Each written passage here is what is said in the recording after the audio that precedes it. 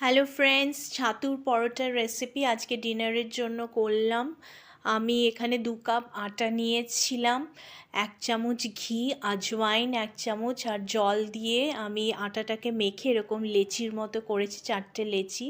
আর ছাতু নিয়েছি 1.5 কাপ ছাতু, ওর মধ্যে আমি পেঁয়াজ কুচি দিয়েছি, কাঁচা লঙ্কা কুচি দিয়েছি, ধনেপাতা কুচি, আচারের তেল, আচার আর একটু আজওয়াইন আর স্বাদ মতো নুন দিয়ে মেখে এরকম বলসের মতো করে রেখেছি। আর এই আটার লেচির মধ্যে বলসগুলো ঢুকিয়ে আমি এই যে দেখো বেলে রেখেছি ছাতুর পরোটা ভাজবো বলে। এই যে দেখো ছাতুর পরোটা আমি ভাজছি।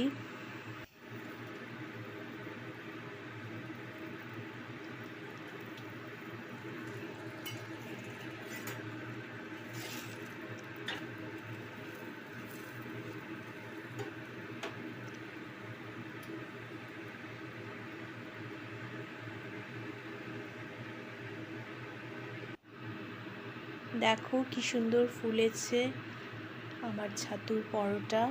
তোমরা কারা কারা ভালোবাসো ছাতুর পরোটা খেতে জানিও। এই যে রেডি আমাদের ছাতুর পরোটা রেডি।